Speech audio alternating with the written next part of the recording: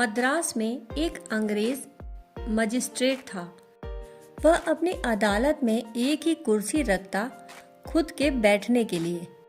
कोई आता तो वह देख लेता कि कितना योग्य आदमी है।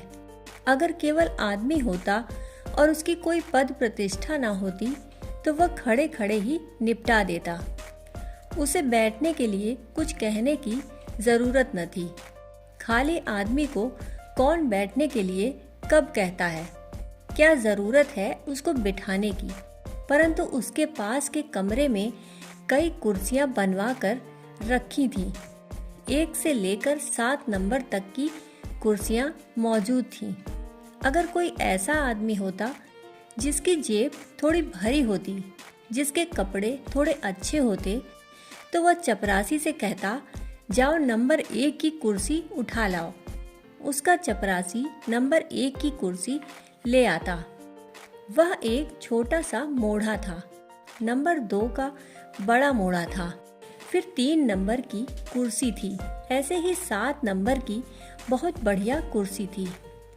वह आदमियों को देखकर कुर्सी मंगवाता था। एक दिन एक आदमी आया और उसने सारी व्यवस्था बिगाड़ दी। वह देखने में तो बिल्कुल दरिद्र मालूम होता था। उसने सोचा कि खड़े खड़े ही निपटा दिया जाए।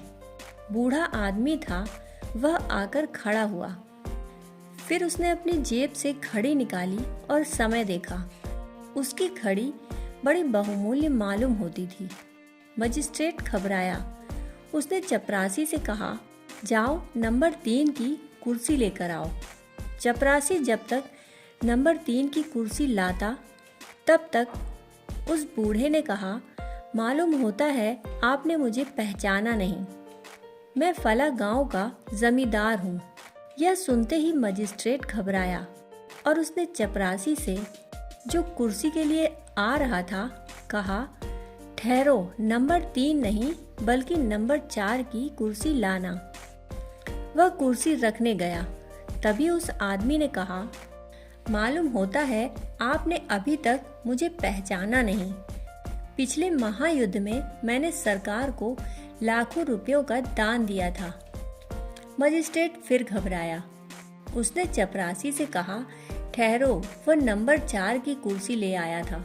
उसने कहा, तू नंबर 5 की कुर्सी ले आ। उस बूढ़े आदमी ने कहा, अच्छा हो कि आखिरी नंबर की कुर्सी मंगा लें, क्योंकि अभी मैं कुछ और बातें बताना चाहता हूँ। मैं असल में फिर रुपया दान करने आया हूँ। हम आदमी को तौलते हैं कुर्सियों से, मतलब हम आदमियों को तौलते हैं अहंकार से। जिसका जितना बड़ा अहंकार उतनी बड़ी उसकी कुर्सी, जितनी बड़ी कुर्सी उतना बड़ा अहंकार। हम दूसरों को जिस भाषा में तौलते हैं उसी भाषा में हमारी दौड़ भी होगी। हम खुद भी उस तरफ दौड़ रहे हैं। हम सारे लोग इसीलिए दौड़ रहे हैं कि कोई बड़ी कुर्सी और बड़ी कुर्सी, हम कुछ ऊपर और ऊपर खड़े हो जाएं। लेकिन कितने ही ऊपर खड़े हो जाएं, मृत्यु सब मिट्टी कर देती है। मृत्यु उसको नीचे ले आती है और एक जमीन पर इकट्ठा बिछा देती है। यह हमारा मैं है, इसकी हमें रक्षा करनी है। चारों तरफ दुनिया भर का अहंकार हमारे अहंकार पर हमला कर रहा है। दूसरे लोग हमें मिटा देना चाहते हैं। मुझे खड़े होना है, अपने को बचाना है। मैं दूसरे को मिटाऊंगा। अहंकार से हिंसा पैदा होती है। फिर चाहे कोई पानी छान कर पिए और मांस ना खाए, इससे कोई फर्क नहीं पड़ता। जहाँ अहंकार है वहाँ हिंसा है, चाहे कोई कुछ भी करे, क्योंकि अहंकार आक्रमण है। वह दूसरे को दबाना चाहता है, तभी वह तृप्त होता है, अन्यथा वह तृप्त नहीं होता। दोस्तों, कहानी सुनने के लिए आपका बहुत बहुत आभार।